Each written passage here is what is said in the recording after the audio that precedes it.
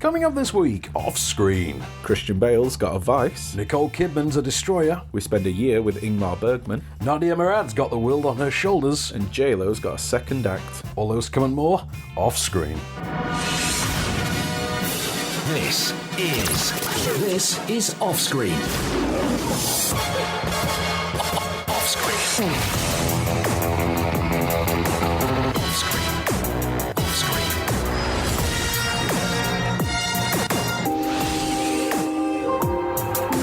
With the latest film news and reviews, this is Off-Screen, the Movie Marker radio show and podcast.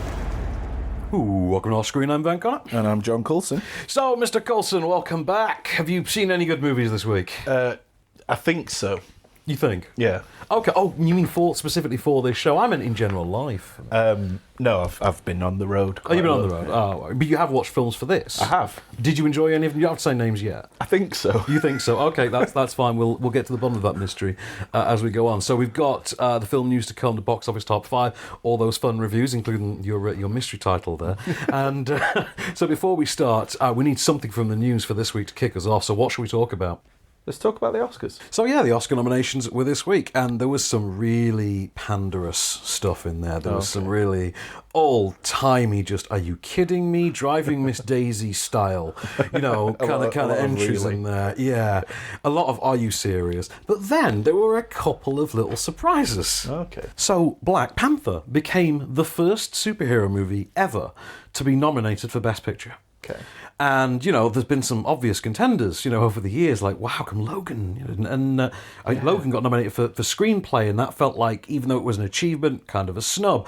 Dark Knight, obviously, is a really famous example of a superhero movie that, that's the big one. People just assumed would get Best Picture nod, and then because they were only allowed a certain number of nominations, it was held off the race. I think that's a cop-out. They then expanded that race the following year, which kind of lent weight to that theory. Yeah.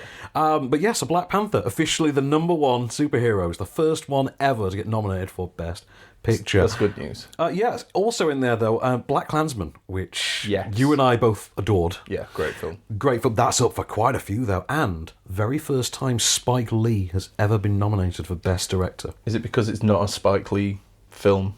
Like it is, but it doesn't come across as very Spike Lee. Well, that's been the thing though since Inside Man. Way back in like 2006, I think it was. He's been leaning himself to more of a conventional style, but still injecting his own cynicism into stuff. But anyway, we're talking too much about Spike Lee. So, The Favourite. Okay, I think everyone expected that was going to get up for Best Picture. Obvious choice. A Star is Born. Okay? Yeah. Really obvious winner. Obvious. Winner potential, sorry. Winner. Vice got nominated for Best Picture. And Vice, as we will get to in the review, is being referred to by a lot of people in print, online, a lot of people sort of in the film chats, news cycle or whatever, as the worst Best Picture nominee ever. Oh. Yeah, which is a fascinating moniker to give it, in my estimation, but I'll get to why later. There's also Roma, which is Alfonso Cuarón's latest. Okay. Which I've yet to see, and I'm told is amazing. I look forward to it. Bohemian Rhapsody. It was going to get nominated for something. It also got nominated for Best Actor for Rami Malek. I mean, he's good. He's good. And twin brother named Sami Malek, as we discovered. They really are identical twins. Well, yeah. Also, then, this was the point where people went a little bit off the rails, was Green Book. As being nominated. Right. Because obviously there is already minor controversy surrounding one of the writers of Green Book, so this is kind of problematic, but not quite problematic, obviously, as Bohemian Rhapsody. Yeah. Which has obviously led to a lot of real-life scandals sort of coming more, returning into the news cycle, and is this the time when they're going to take down Bryan Singer? Because these allegations come up every few years. They do. I mean, one can argue there is no smoke without fire, although another person could argue that Bryan Singer does not paint himself well. Yeah. I would argue he doesn't carry himself as the most humble person. Yeah. Yeah, to put it politely. But anyway, so he's not up for Best Director, which is nice. Oh, really? Alfonso Cuarón for Roma, Yorgos Lanthimos for The Favourite. Well-directed film, save for that fisheye lens, which I absolutely bloody hated. And Spike Lee, BlacKkKlansman. Adam McKay for Vice. Is it McKay? I don't know. Same both. And Pavel Pavlikovsky for Cold War. which, he was an art house darling, wasn't it? Right. So, okay, I could see this actually getting some crossover potential by way of the Oscars, maybe. Yeah. But, surprises on the Best Actress front. Glenn Close for The Wife. That's a thing. Could Glenn Close win an Oscar again? Yeah. Lady Gaga for A Star Is Born. I think we all saw that coming, didn't we? Yeah, obviously. Melissa McCarthy got an Oscar nomination. Really? For Can You Forgive Me, which we're going to review next week. Oh, okay. And Olivia Colman, this was kind of predicted for The Favourite. There's also Yalitza Aparicio for Roma, which is okay. I hear great things about that performance. Every clip I've seen has shown that she's got something to show in it, so I look forward to judging that one. Okay. Best Actor, Christian Bale in Vice. That's a candidate. I mean, it's not that shocking. And for Best Supporting Actor, Sam Rockwell from Vice as George W. No. Yeah. Yeah, I take it you loved that. Yeah. Bradley Cooper's up for Best Actor for A Star Is Born. You expected that. Willem Dafoe at Eternity's Gate. I love that guy. Rami Malek, Bohemian Rhapsody. Kind of easy choice, I suppose. He was going to get at least nominated. And Viggo Mortensen for Green Book. So, yeah, I mean, the way people treat Green Book is if it's this year's Forrest Gump. I love Forrest. In terms of just being a slush candidate with questionable racial standings. If that's the case, though, then I'm really intrigued to see what Viggo Mortensen does in a movie from a Farrelly brother in which he plays a sort of wacky mobster type. And this is the first film we're screening next week, so I'm looking forward to it. I really am. Yeah. Also, I just love Mahershala Ali, who is up for Best Supporting Actor. But why? I've got a name but not a face. Mahershala Ali. He's currently the star of True Detective. He was in Moonlight. I think he won the Oscar for Moonlight. Moonlight and he's in the Marvel Luke Cage. I was going to say Luke Cage. He's Cottonmouth. Yeah, I'm with it. Yeah. So Best Supporting Actress Amy Adams in Vice. That one surprised me. I got to be honest. That is a bit. I mean, but. Marina de Tavira for Rome. Regina King for If Beale Street Could Talk, which I've not had a chance to watch yet because it's not been released yet. So. That would make sense. That would help. Emma Stone and Rachel Weisz for The Favourite, both up for Best Supporting Actress. Yeah. Well, that film. Which is interesting because I would have thought they would have just had to make a decision on keeping one of them and not the other, but they've just gone for both. Fair enough. It's going to be like Gaga or... Right, something you're going to love in this. The Best Supporting Actor, we already talked about Mahershala Ali in Green Book. Sam Elliott for A Star Is Born. The original owner of this voice. Yeah. Hey, he's good in it. Yeah. I mean, he got some tears out of you, didn't he? Yeah. Richard E. Grant got a nomination for Can You Ever Forgive Me, which he's a lot of fun in. He is. I got to see the film this last weekend. He's a lot of fun in that. Okay. Sam Rockwell for Vice, as we say, you said you enjoyed. I like Sam Rockwell. He's always good. He's a good sport, isn't he? He's just always good. But and this one blew me away. Adam Driver for Black Klansman. I mean, right? Okay, that's not one I saw coming, to be honest. I'm not unhappy about it though. That's the thing. I don't in any way object. I'm just like it's a great performance. I just didn't see that getting awards recognition. Yeah, it's a good shout though, especially at the expense of John David Washington. Yeah, just a very strange thing there. But okay, I would never have said that Adam Driver was better in that movie than John David Washington was. But I mean, it's because he wasn't. But yeah. But they're evenly matched. Anyway, okay, so we'll get to more nomination stuff in the podcast extras because we could just go on for hours with the Oscars and just going through what makes sense and what doesn't. And then when Case comes back, he'll do it again. Yeah, well, that's it. Or exactly. From memory. He probably will, won't he? So, in the meanwhile, podcast edition of this show with all the extended bits of this week, we're going to talk more about the nominations and who should win what and what's just got robbed. Yep. Spoiler alert: Widows, nothing. Nothing for Widows. Widows ain't got nothing. And I'm mad as hell about it. Okay. Anyway, so podcast extras, you can find those on Spotify, Acast, Apple Podcasts, etc., Google Podcasts, any podcast platform. Yeah, on the podcast. On the podcast circuit. Yeah, so just off screen on there. In the meanwhile, competitions, we're running that Stan and Ollie competition at the moment with the gift sets. They got these really cool notebooks and little pencils with little bowler hats. Oh, on. yeah, they're really cool. Cute. Clapperboard, etc. Real old timey Hollywood kind of vibe. I love little things like that. Yeah, they're so cute. But yeah, if you want to win one, just tweet your favourite GIF of Stan and Ollie to @MovieMarker. And so that's all you got to do. So in the meanwhile, we should talk about our first review of the week. So let's talk about second act. And we've not got long to talk about this. We've overextended on the Oscars speech. So second act, which is a new comedy from director Peter Siegel, who brings us a lot of sort of mid-range, kind of mid-tone comedies. Yep. I think he's directed Adam Sandler a few times. Okay. And he's directed this woman in the corporate workplace comedy starring J-Lo, in which she plays an assistant manager of a big Costco-style supermarket who's destined for the great big manager job, but is then overlooked in favour of someone younger and more college-educated. Yeah. So she quits, and she accidentally, through contrivance, lands a job as the head of sales for like this high-powered Unilever-like New York skyscraper brand, run by Treat Williams. So you're already back in like 2003 with that one, and here's a clip of her losing the first job before she transitions to the second. Mr. Weiskopf, can I have a minute? You can have two. Thank you. I prepared for this meeting for weeks. And you did great. Look, I put 15 years of my life into the store. And after becoming assistant manager 6 years ago, sales have increased at a record pace. Look, I mean no disrespect, but what do you know about this store, the people who shop here? I specialize in team building. Arthur got his MBA from Duke. I think you'll find he's the best man for the job. No, sir. I am. Where did you go to college, dear? I have my GED. I respect that, I do.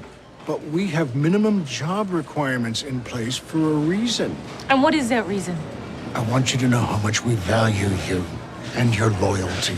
So this is hilarious, but for none of the reasons that it's intended to be, okay? So it's weirdly sexist in favour of men at times, despite the fact that it's a J-Lo workplace comedy, right? And J-Lo's own presence hasn't particularly changed since about 2003, when she was, leading these kind of tentpole, mid-budget, $40 million kind of rom-coms kind of thing.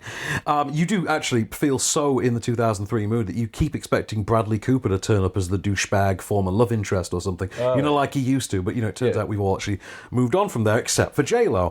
J-Lo's using this as her actual second act. So the thing is that J-Lo is middle-aged, as I'd mentioned before. J-Lo is middle-aged, she's hot middle-aged, and she would like you to know this. Oh, wow. And, well, it's not really got much of a refined statement other than that, because it's frankly so misguided. I mean, this thing even resorts in 2019 at one point to a full-on woman v woman catfight rivalry storyline, and that's not even among the top 5 most contrived subplot elements of this movie. I mean, it is kind of gormlessly fun. Right. It is. In a sort of goofy, I'll just sit here and let it bombard me kind of a way. The same way that you normally enjoy a J-Lo rom-com type exactly thing. That, exactly that. It's fine for that, but for the love of God, do not go in looking for any kind of substance or meaning other than the fact that J-Lo wants you to know that she looks good in her 40s. And fair play. She looks great in her 40s, and she has still got exactly the same sort of screen appeal that she had in 2003. The problem is that it's not 2003, man. It's 2019, and someone needs to tell Jenny from the block. Swing and a miss. Swing and a misfire. With the latest film news and reviews. This is Offscreen, the Movie Marker radio show and podcast. And we're back, Mr. Coulson. So, before we get to the film news and whatever you've got tucked away under your sleeve there, let's have a quick review of On Her Shoulders, which is a new documentary that's out this week. Yeah.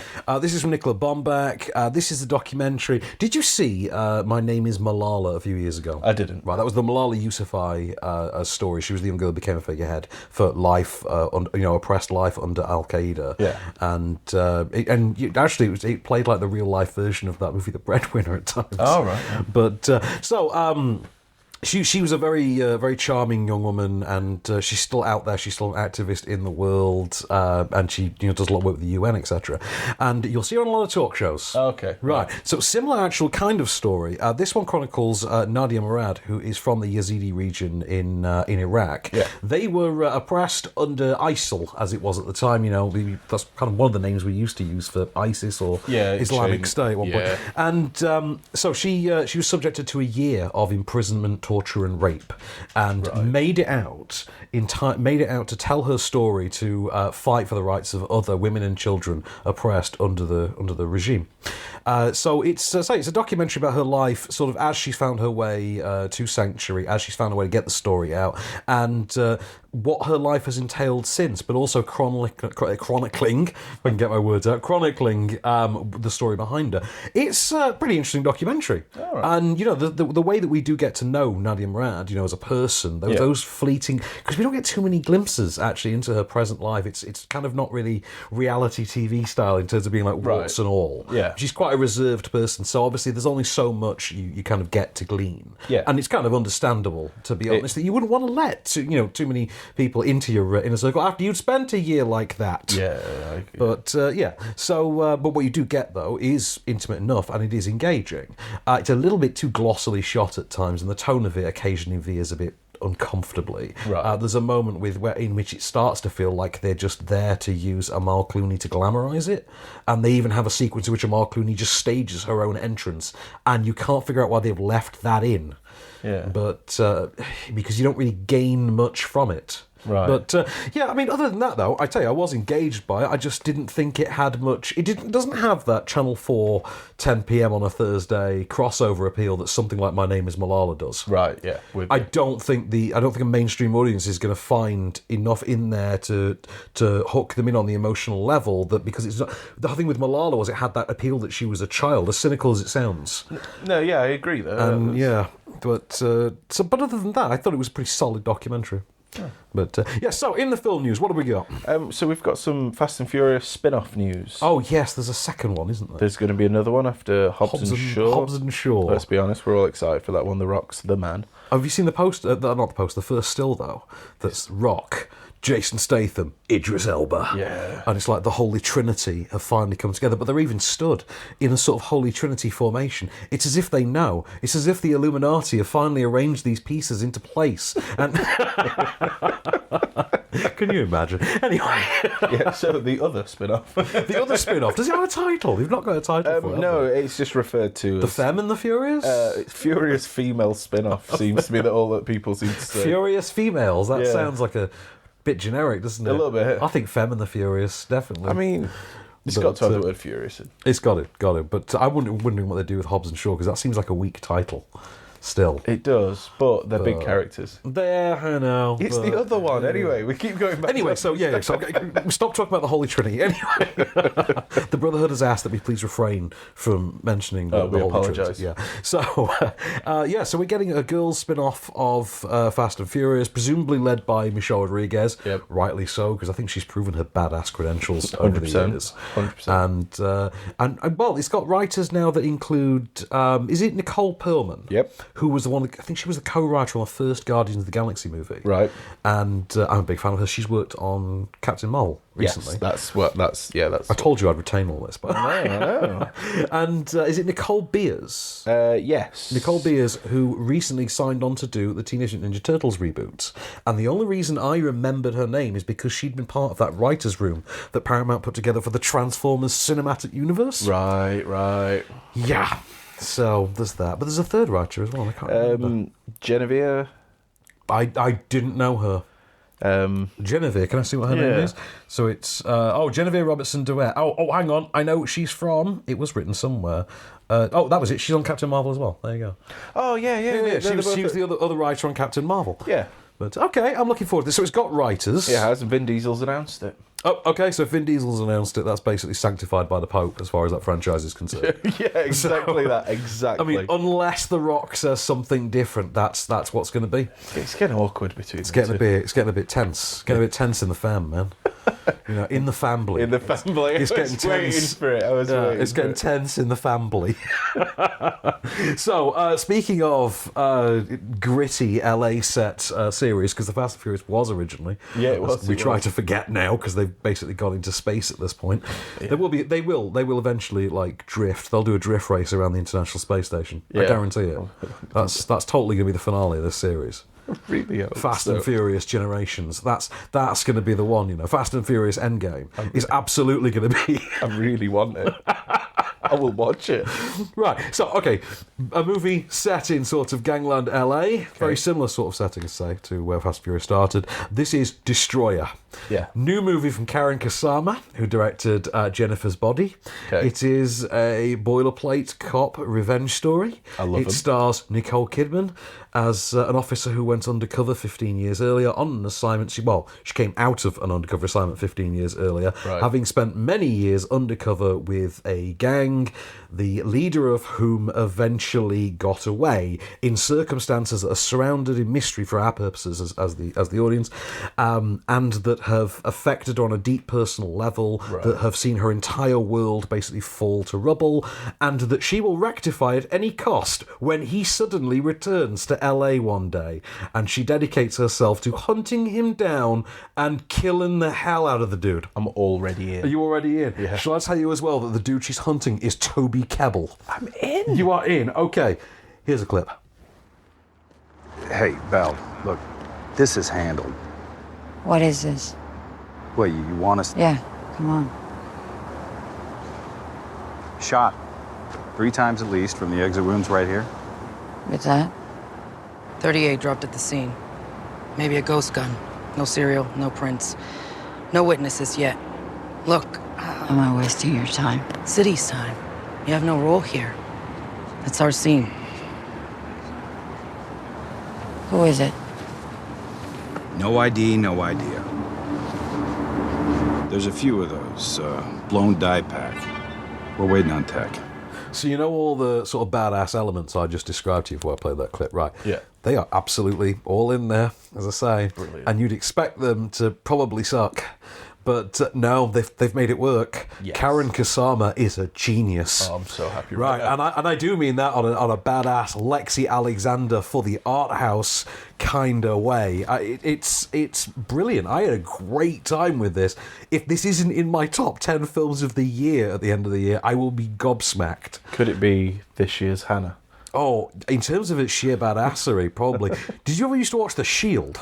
Yes. Right, you ever see that Glenn Close season that they did? Yes. Right, imagine that as the PG-13 version of this movie. I am in. Okay, exactly, right? So, it's got Toby Kebbell in it.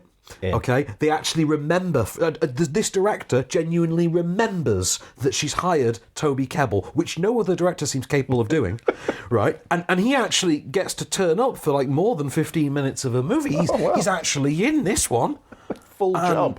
Congrats to him, because he's had it coming for a long time. I'm glad to see it's finally happened for him, because I really like Toby Kebbell as an actor, and I'm sick of seeing him written out of movies at the halfway point. But so you also get Scoot McNairy, who such a good name. I know, but still such a great understated performer, and his character is sort of the emotional. He's the emotional well for this. He kind of provides the emotional backstory for Kidman's character in a very strange way. And then, of course, Bradders turns up. Bradley Whitford turns up, and you know what he's doing? He's basically perfected that George Hamilton Playboy grandpa routine. The I've always got a scotch, a smoking jacket, and a cigar, ladies. Look at my perfectly coiffed back, grey hair. I'm in. Yeah, he's perfected that, and not only does he do that, with added evil sleaze, he also gets to, as a result, provide Nicole Kidman with one of her best moments in this film. And that's really something, because Nicole Kidman's giving the absolute performance of her career in this. Okay? I really want to see this. On top of that, the makeup effects are fantastic. The transitions between them is so subtle and so intricately laid out and staged that you don't even notice when it's happening half the time. It is Charlize Theron in monster level good. Okay, it is a better performance under makeup effects than Christian Bale in Vice, which, again, we'll talk about. But oh wow, it's just a great... Okay, so it's this decade's Donnie Brasco. Okay, it's this year's Sicario. It's this century's Michael Mann movie. It's a bit like Widows. It's a bit like Man on Fire. You will love this. Yeah. It is just great. The tonal gag that it runs between having that Michael Mann deadpan, heightened reality, serious tone and just going full-blown Tony Scott on us. The way that it walks the line halfway between them is, in and of itself, a tonal gag on par with anything in Jennifer's Body. Really. I think it's fantastic. I mean, you leant forward and everything. I did. I thought it was a genuinely fantastic movie. I get excited. I'm pumped up just talking about it. I want to watch the movie again. I want to watch the movie. And not a single Oscar nomination for this one. No one. Not a single one. So you know what? Clearly it's too good for the Oscars. All right? It's too good for you, Academy. You can't have this one. With the latest film news and reviews, this is Offscreen, the Movie Marker radio show and podcast. And we're back. And for you, Mr. Coulson, it's time to shine. It's the top 5. It's reading time. You know I love reading. Number 5. The Favourite. The Favourite, which I swear to God, we got to get a clip of Kelly being, I'm not a movie. We should do that as a button. We really should. Can you ask her? Yeah, well, ask her. Yeah. We'll do it. We should. I'm not a movie. That'll be the button for The Favourite forever. Now, The Favourite, Best Picture nominee, which okay, yeah, kind of not really surprised by that. I think it's a great movie. I've seen it a couple of times. I laughed a lot through it. I thought it was brilliantly dark-hearted. I think the cast are all superb. I think Rachel Weisz in particular. Glad she got nominated for that because she's terrific in it. And although, nobody can hold a candle to Nicole Kidman at the minute. She's ruling it for me for Destroyer, but, overlooked. But yeah, The Favourite, which I liked a great deal. I mean, has anyone tweeted us? Did they like it? Yes. Okay. So, Faris111. Yep. Just watched. # The Favourite. Indulgence. 9.5 out of 10. That's very succinct. Number 4. Let's go fly a kite up to the highest height. Let's go fly a kite and send it soaring. Mary Poppins Returns. Which I loved. I had a great time with. I think I need to rewatch it. Really? Well, I felt like I enjoyed it. Yeah. But then Kel sort of didn't. Okay. Yeah, she mentioned this to me, yeah. So I need to check if I did. Maybe I just... Because you don't have to sync up perfectly with your girlfriend on film. Mate, I do what I'm told. I had to... We saw it VIP style. You said, in the nice luxury seats, like that version of Lux kind of thing. Did I just enjoy... The experience? Because I went full in on the treats, so... Were you drunk on popcorn? Yeah, is that the question? But no, it's a fun film. People are good in it. There's some fun songs. I think I did enjoy it, but I would like to see it again. Okay, fair enough. Has anybody tweeted us about their experience? They have. Okay. PJ Dorr. PJ Dorr? And they've said a lot. Okay. So I spent a couple of hours... Be quick then, be quick. Yeah, I spent a couple of hours in the Mary Poppins Returns universe. The film has the right feel. Emily Blunt holds the umbrella very, very well, which I do agree. The rest of the cast do good. That's really, down. Anyway, sorry. A bloke with a white beard dances on a desk. Staggering for a man of 93. Oh, why don't you just give it away? Overall, not bad, but the original is very special. Number 3. Stan and Ollie, which I enjoyed. I thought the performances were great. I thought the way it had been realised, I thought was quite interesting. I have issues with the Steve Coogan accent, as I've discussed. Yeah, no, you've mentioned. I wasn't terribly shocked to see Steve Coogan get snubbed by the Academy, but I was surprised to see John C. Reilly not get the big nomination. Don't know what it is about this film, but I'm just not interested. You're not interested in this film? Just not. Okay, well that's okay. That's fine. Maybe Stan and Ollie is just a bit too far in the past for you, but I'm only a wee bairn. Well, it's when you have to do film degrees, they kind of force you to watch Laurel and Hardy and things. Yeah. Well, I did IT, so yeah. But there you go. See, some very different things. It's going to come up in our next review, actually. Oh, cool. The things you have to see as a film student. Yeah. Stan and Ollie, though, I thought was a first-rate drama. But it was more of a character drama than it was a plot drama. I thought their performances, though, as Laurel and Hardy, they were so good, particularly Riley. Has anybody tweeted us about their perspective? Yes. So, Jojo the Dodo won. Fair, I like it. I've got a lot of time for that. I have. I watched #Stan and Ollie at my local cinema today. I have to say, it was a really good film about the lives of one of the greatest comedy duos in the world ever. Steve Coogan and John C. Reilly especially put in brilliant performances. It's really good that the two lead actors especially put in really good performances. Yeah! But didn't you kind of expect that they would be good? They're the stars. That's the point of them being in the film. Exactly. Number 2. Mary Queen of Scots. Which I really enjoyed, actually. You did? I did. I thought Margot Robbie had never been better for me. I thought Saoirse Ronan was, acting about her average Tuesday afternoon, really, which is to say superb. Yeah, And obviously. also snubbed. I mean, come on, Hannah got snubbed. Hannah got snubbed, man, again. Doesn't this make you angry? Yeah, it actually does. You have that emotional connection to Saoirse. Yeah, I do, because she's awesome. We bonded through Hannah, I think. It's one of my favourite moments of our friendship. By the way, have you seen there is a trailer for the TV adaptation of Hannah? No! Amazon, I think, are doing that as a series. I really should, but it's not going to be as good. Fair enough. I thought the same of Jack Ryan, but I was pleasantly surprised. Okay. The Mary Queen of Scots, which I thought was a really good, solid, almost blockbustery popcorn, but still with some Academy prestige take on the story of Mary and Elizabeth. I really liked it. I really liked the performances. I was genuinely gripped by it. And also, I think there's some really great imagery in there, some great shots, the contrasting queens and everything. I thought there's just some stuff in there that really works for me. So, has anybody tweeted us, and what did they think? Yes, they've tweeted, and they kind of disagree. Fair, okay. So, Mary Queen of Scots is okay. I got told. Yeah, performances are very good by the whole cast, but the film itself is more solid than spectacular. Number 1. Glass. Which I was whoppingly disappointed by. You really were. Oh God! And the worst part is I've had a week to think about it, and I kind of keep looking at it now in the rearview mirror and just thinking, it just looks even worse the further away it gets. Oh man! The more I think back on it, I just think, ugh, really? That's what they did with that.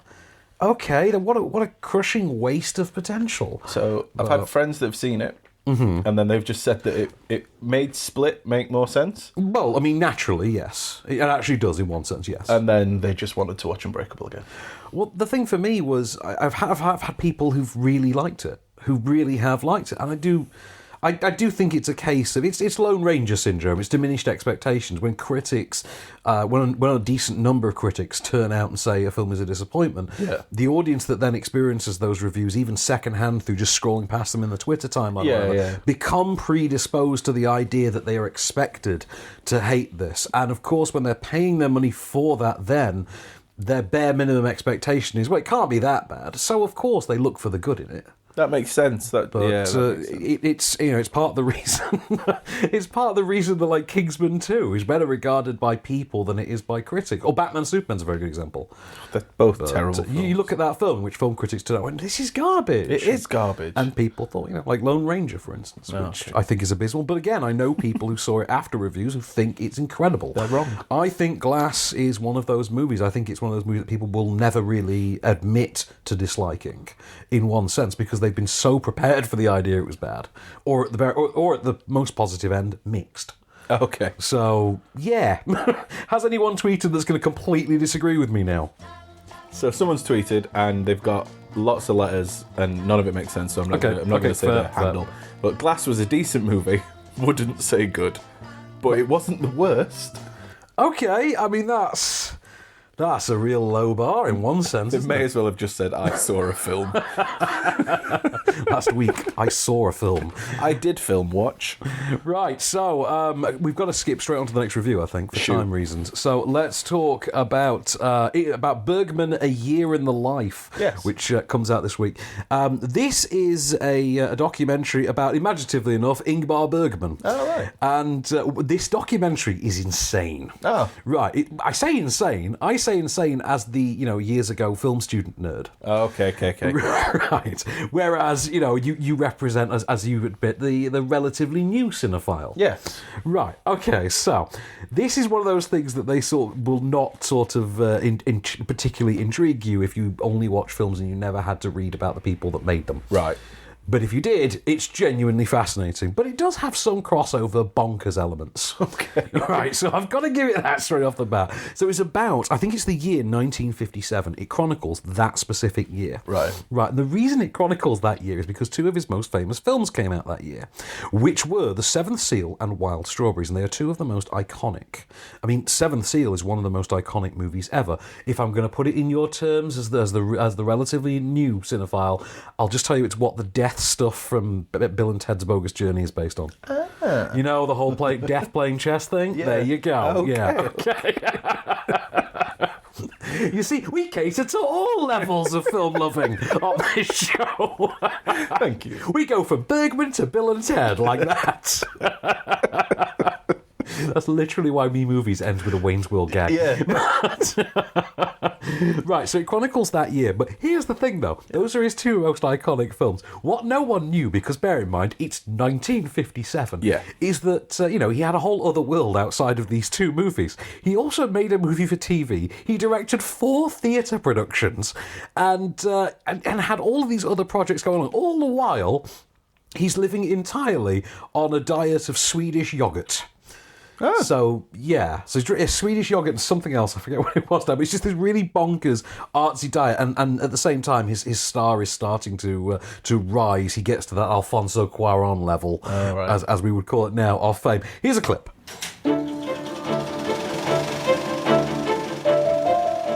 Ingmar Bergman is a mystery.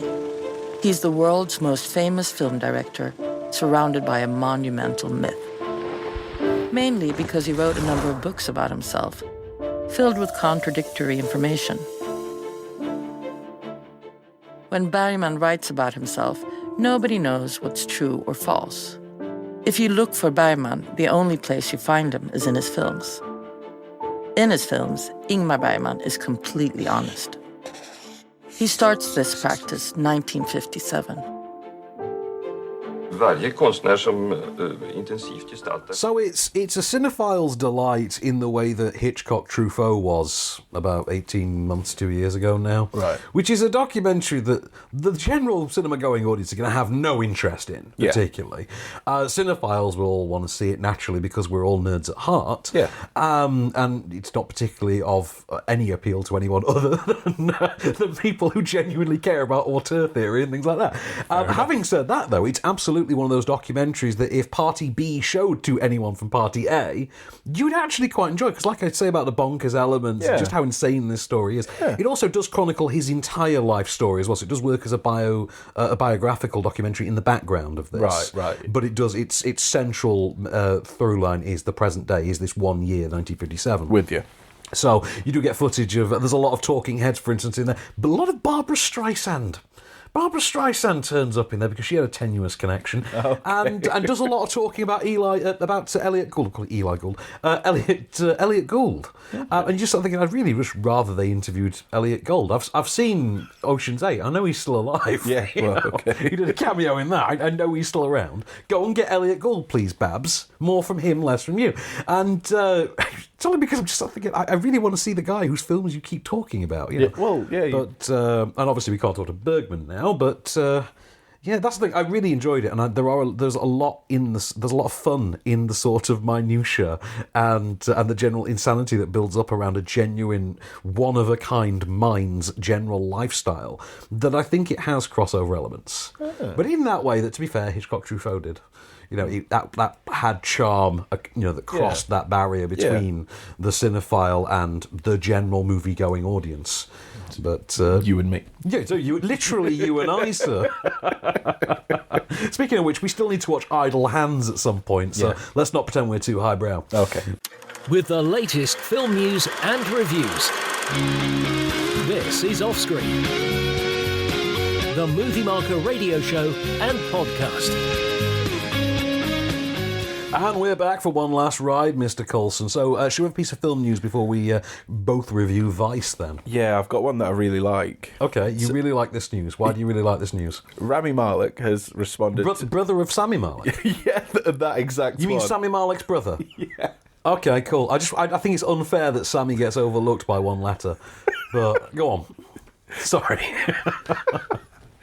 So he's responded to the Singer allegations. The Bryan Singer. The way he's done it is fantastic. Go on. What is it that's amused you about this? He's just basically said, I was getting ready for a role. I paid no attention. I don't know. I wasn't there. It wasn't me. Bye. See you in a bit. I was doing a job. What's the Ja Rule tweet that came out this week about Fire Festivals? I was hoodwinked, bamboozled, scammed. I feel like it's that. Yeah, it really is. Like his quote, there's a really long quote that's been like released. Does it just amount to the Ja Rule, I was hoodwinked, bamboozled, scammed?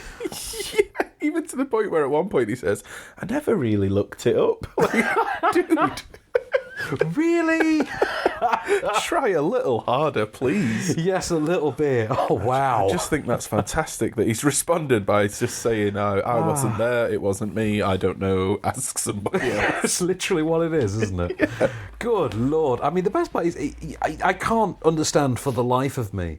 I mean, the timing of this having come up again is obviously tied to two things. It's obviously because Bohemian Rhapsody's been nominated for Best Picture. Yeah. Ryan Malek's been nominated for Best Actor. Yeah. But of course, if it's nominated for Best Picture, Bryan Singer, as far as I know, is a producer on it, which means Bryan Singer has won an Oscar. The producer gets the Oscar if they win Best Picture. Yeah.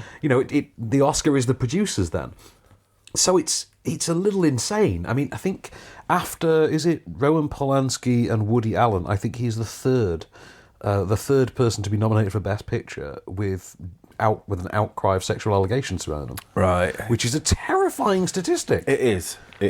I mean, I know we had the whole thing like surrounding last year was, okay, this year we need to talk about women. We need to talk about the way women are treated. Yeah. It just seems really bizarre to me that we then need to go forward in years to come and have an Oscars year in which the central thesis is going to be, when people keep talking about how someone's apparently a sex offender, stop giving them awards and a profile. Yeah. But which seems like something we should kind of know. Yeah, well, yeah.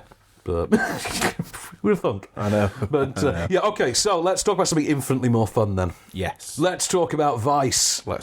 Which is Adam McKay's now Oscar-nominated biopic dramedy, black comedy, chronicling the career of Dick Cheney, Vice President Dick Cheney, and it's pretty much from his college days, isn't it? Yeah. We literally we first meet him in his college days chronologically, and it takes us all the way up to his sort of present day now, because Cheney's still around, as far as I know, isn't he? Yeah. I think so. Right, so it's Christian Bale under heavy prosthetics. Yes. Amy Adams is Lynn Cheney. She is. And we've also got the likes of Steve Carell as Donald Rumsfeld, Sam Rockwell as George W. Bush. Yep. I think, who else turns up in there now?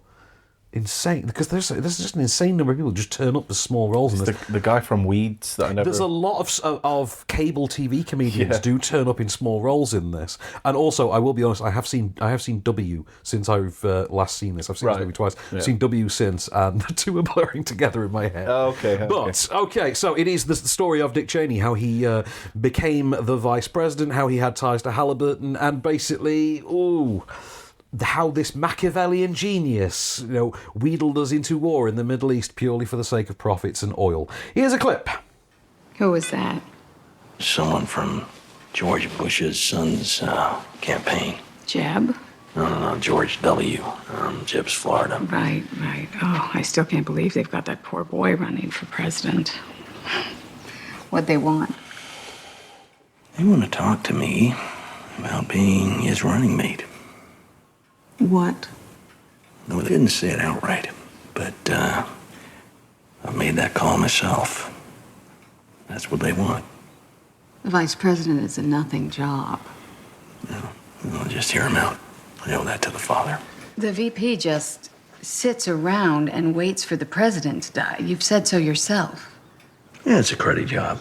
Yeah. That's just a meeting. Is it just a meeting? It's just a meeting. Good. So I really liked this, right? Okay, in spite of myself, I like this. Okay, I know you really liked it. I think I did. You think you did? Right, okay, let's go through your thing first. Why do you think you liked it? So, it starts off, little opening introduction. Okay. Laugh out loud. Yes, very much. And then you go through his earlier life, and you are sort of led to liking him. Yes. I'm just going to say, by the way, when you said this opens laugh out loud, this literally opens with 9/11. No, I know. The writing on the screen that's the gags. Yeah, the gags. Yeah. The actual gags that come around it. Got me I get straight it. away. Mm-hmm. And then you sort of led to like him. Right. And then you're thinking, should you? Should I like him? And then you're explained that you shouldn't, but they still keep gags. For the first half, they keep gags in the film. Oh, no, there's gags all the way through. Whether or not they're still funny is subjective. Yeah, But... and then, because it's a film about a politician, usually the film would be a little bit slower. But this one's very quick paced to start off with, and the voiceover is really good in it, and then the bit where voiceover. There is a voiceover guy too. Okay, let me speed this up. Yeah, go for it. Okay, so what you've got is effectively The Big Short dilemma. Yes. Okay, so like The Big Short, which obviously was a story about the guys who, well, directly profited off of the financial collapse, the housing bubble, everything like that, and obviously comes from Adam McKay and stars a lot of the same cast members. So Steve Carell, Christian Bale, etc. Right, what you've got there is a dilemma whereby you are asked, you're kind of allowed to like those characters before it is really dropped on you what it is they are doing and what they are responsible for. Yes. So Cheney, if you don't know who Dick Cheney is, has that issue. Here's the problem. I know very well who Dick Cheney is. I've paid attention to the news whilst he was in office. Yeah. You know, but only, to be fair, that's a cultural difference because I am more focused on American politics half the time than I am British. Exactly. To be honest, that's just purely out of boredom for things like Brexit and stuff like that. But also, their politics just seems so much more fun and sensational and weird and wacky and lends itself naturally to 2-hour-long dramedies by Adam McKay. Yes. Yeah. Yes. There is always that innate sensationalism. Yeah. So I get that. I think you've just exactly nailed to why I think I like it, but I'm not sure. My big issue with the film, and I really, really like the film. I enjoy it on just a base level of this exists, but I did enjoy it. I had a couple of laughs. I think Sam Rockwell and Adam McKay have worked to create a pretty amusing take on George W. Bush. The way it's played is quite clever, and I think Christian Bale's sensational. As Cheney, and he absolutely deserves that Best Actor nod. Yep. Because I think that performance is, for me, that performance was a lot more effective, for instance, than Gary Oldman's one in Darkest Hour last year. Right, yeah. Largely by virtue of, well, at least this was a better movie than Darkest Hour. But having said that, Vice has nothing to say. It has no perspective to offer that's unique to anything other than... You could literally Wikipedia this movie. And you could Wikipedia, the true story of this movie. The events that happen around it. You could literally just read the glossy, bottled down Wikipedia bullet points of every particular event in this movie. And you basically get the same perspective as if you came away from watching Vice, which is, it doesn't add a perspective or an opinion on that. And 10 years ago when W came out, and funny trivia point about that, Christian Bale was offered the lead role in W and accepted it and eventually quit only because he didn't like the makeup effects they wanted to put on him to look like George W. Bush. And apparently, according to Oliver Stone, the makeup has to work for him. So he's really into it. So obviously 10 years later, he's got the exact same opportunity. Yeah. And whereas W wasn't afraid to wildly speculate or anything like that, there are scenes in W that are purely, clearly dramatised sensationalist nonsense, but they fit Oliver Stone's perspective on what he thinks happened. And that's what Oliver Stone always did. Yeah. The Big Short has a lot of that to it as well. Yeah. And particularly the meta way in which that is constructed. This isn't quite as meta as Big Short. I agree with that. I think it plays it a lot straighter, right up until it can't come up with an ending and then decides, now we're going to go meta. And that, for me, became an issue. There is a neat fourth wall breaking end credits gag, which is not quite what you expect, that I thought was really brilliantly played. Yeah. The humour of this I liked. The way in which it's resolved, and particularly because it ends on a gag that's really condescending, that really feels, and it comes after the delivery of the director's own needless insertion of his own obvious political leanings. Yeah, right. Yeah, which comes right at the end, and you sit and think, we kind of got this all the way through. We knew that's the way this film was stacked, the way it had lent. It was leaning left. We knew that. It's a lefty's take on the right. That's fine. We accepted that going in because it's a black comedy about a Republican vice president. You don't need to then tell me at the end, by the way, I vote left. We know, pal. Yeah. You know, it just seems... It's one of the reasons I think I like it. Yeah, there's needless stuff like that. You think if you trim that out, if you'd refined it, if you'd sharpened the edge, and if you'd remembered to put a perspective or an opinion in it, this would have been something really great. As it is, I think it's something it's good, it's fine, it's enjoyable. Yeah. But I don't think it's anything more than that. And that's a real shame, because I was all on board for this movie. I really was. So there's three things I really like about it. Go on. I like how characters are introduced. Mm-hmm. So the rummy bit. I like the little sort of action comedy film. Here he is, bit of a close up, some quick facts spat at you.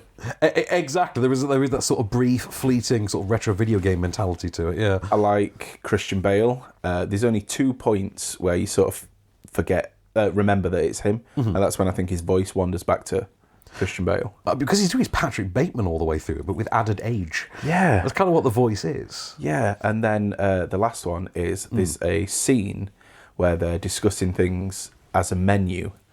Oh God, yes, that's fantastic. I saw it and I was watching and then it hit me what was happening. I was like, oh, that is good. It is, but you do sit and think that here's another issue with a film like Vice. Vice is a film that would have had a place in the world. I would say had there been a way for this to predate basically the rise of YouTube, because the availability of Saturday Night Live political skits and things like that ensures that this kind of content is always out in the world, and it's out there with more teeth.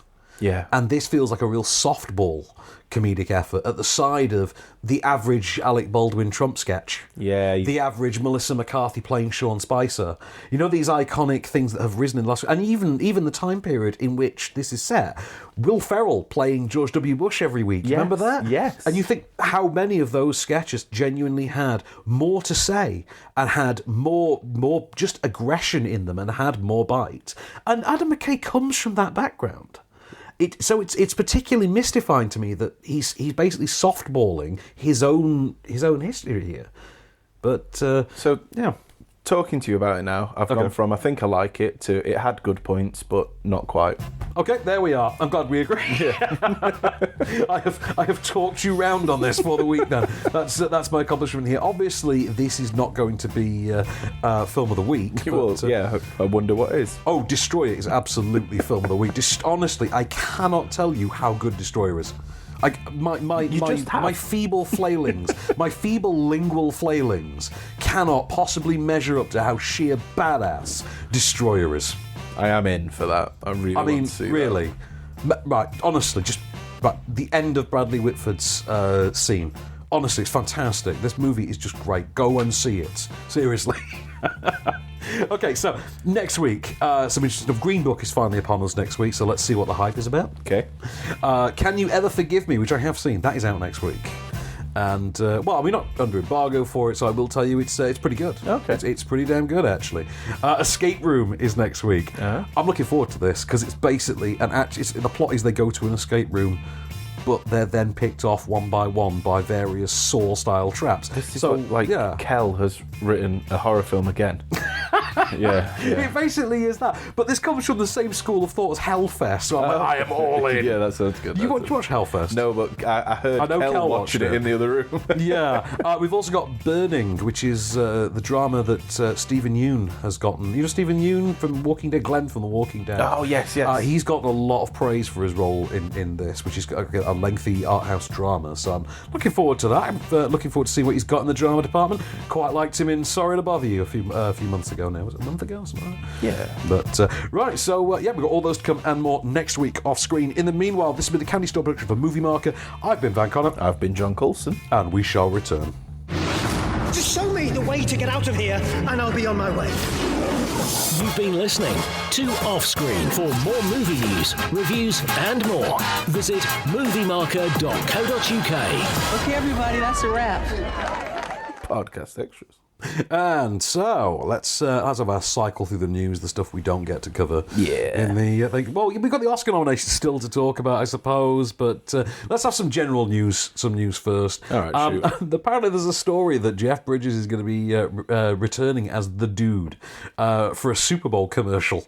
Really? But yeah, so this follows that trend. Was it last year? I can't remember. Was it last year that Danny McBride teamed up with Chris Hemsworth and they did like a Crocodile Dundee reboot as a series of adverts for tourism in Australia? Right. Yep. This was a whole thing, and they staged it as if it was marketing for a new Crocodile Dundee movie, and that the plot was they were going to go and find Paul Hogan's character. Right, with you. Like that Danny McBride was the estranged, long-lost son of Crocodile Dundee, and he was on a search for his lost dad. Oh, wow.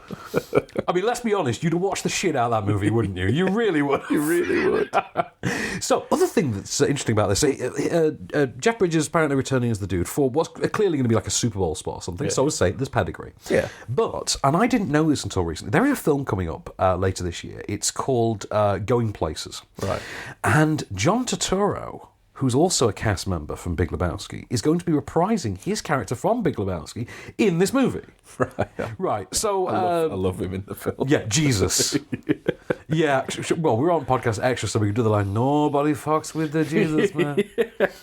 Guess that really long, protracted sequence in which he blows his fingers on the air vents. And I love that movie. Do you know, I watch The Big Lebowski about once a year, and every time I do, I'm blown away by how much fun it is. I think the people in it are enjoying it. Of course they are. It's a great movie. But shut the fuck up, Donnie. But did you see, by the way, any of Punisher Series 2 yet, by the way? So we've watched the first one or two. Oh, right, okay. So you've seen the bar fight? I've seen the bar fight. Oh, my God, so good, isn't it? Wow. They went in. They really went for it. Now, how long do you think that actually was in terms of minutes? Felt like 20 minutes, didn't it? Yeah. Like 20 minutes of straight, unbroken brawling. Yeah. It was brutal.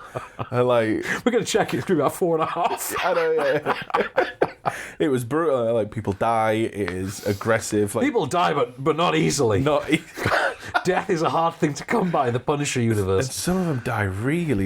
You're like, I mean, you're not a good guy, but I didn't want that for you. It is. That just makes me feel sorry for all your relatives who are going to have to see that, man. Yeah. Wow. Definitely not an open casket for that guy. Yeah, exactly. God, it was a hard watch. There's a moment in it where me and Kel physically we were shocked. We both, when you both sort of like sit up in your seat and you're like, oh, well, you're just constantly tense. Oh, that happened. Oh man, it was a great series. I got through all of it. And there are more scenes like that. None quite as long on OTT, but there are some great action sequences in it. Really loved it. And also John Bernthal. God, he's the man. He's great. He's great. But I think that the series is so much better in the second series. The story, the writing is so much stronger.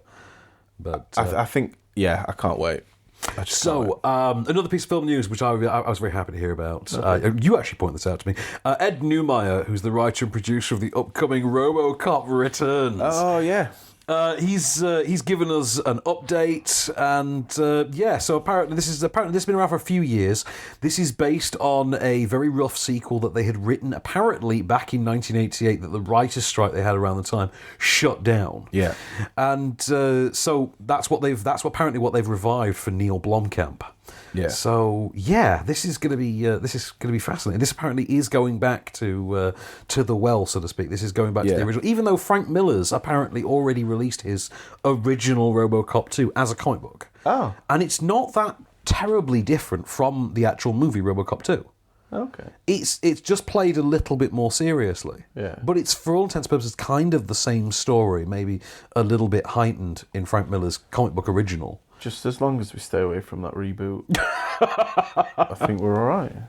Yeah, that reboot was goddamn terrible. It was awful. Do you know, I was organising my T-shirt drawer earlier, and I found one of the promotional T-shirts for RoboCop's reboots. And you threw it away? No, I keep it because it's still got the OCP logo still looks kind of the same, so I still wear it. Yeah. No one has to know. Okay. I've worn it in the gym a couple of times. I used to have the badge on my bag. The OCP badge? Yeah. Is RoboCop not just one of the best movies ever made? Like, I would go to... Well, maybe not the best movies. One of my favourite movies ever made, RoboCop. It's got one of the best, most brutal scenes. Which one? Just they're getting shot up. Oh, his actual Christ-style sacrifice and execution Yeah. thing. Yeah, I know. By Red from that 70s. See, I don't like cops. So they don't like me. Or is it cops don't like me? So I don't like cops. It's a great film. When I impersonate him, I always sound like Jim Jeffries. It's so weird. I sound like Jim Jeffries doing an American accent. It's so bizarre. But when does he come back to TV? I miss him. Anyway, but yeah, Neil Blomkamp's RoboCop Returns, which we hadn't heard about for a good long while. But apparently, there's a renewed interest in it now because of Creed and the Halloween reboot call that we had. Right, yeah. This idea of going back and doing a sequel to decades-old movies. Yeah. You know, which I think I said recently is how often does that happen? That used to be quite rare. I mean, Ghostbusters came back, obviously, quite recently as well. But yeah, it's going to be interesting what Neil Blomkamp can do with a RoboCop movie. I'm intrigued as hell. Yeah, I'm there.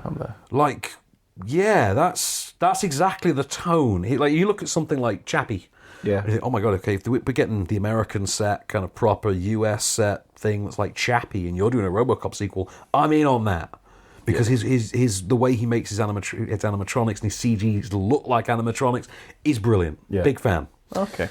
But, yeah, so, there's that. Sandra Bullock is doing another Netflix movie. I haven't seen the Bird Box. No, I'll be honest with you, I haven't either.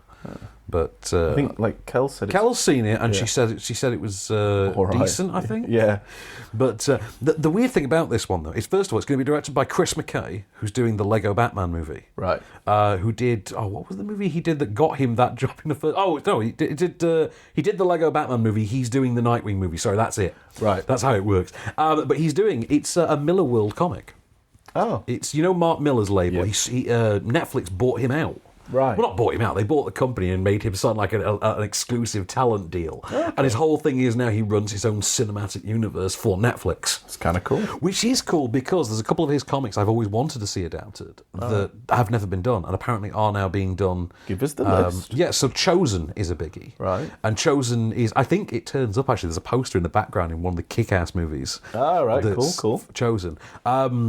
The good Kick-Ass or the shit? I think it might be the sequel, sadly, but it's a poster for Chosen, and the idea is what would happen if Christ came back today. Yeah. If Christ actually returns, it's played in a Mark Miller-ish way. Right. I think it's American Jesus when it's in comic form, and the series is going to be called Chosen. Okay. I think that's how it works. The idea as well is that there's Jupiter's Legacy, etc., more Miller World stuff like that. It's getting adapted for Netflix as part of it. That sounds But cool. Sandra Bullock is going to do one. It's called Reborn. Right. Now, I will confess to you, I'm not really in on my my Miller World titles, to be honest.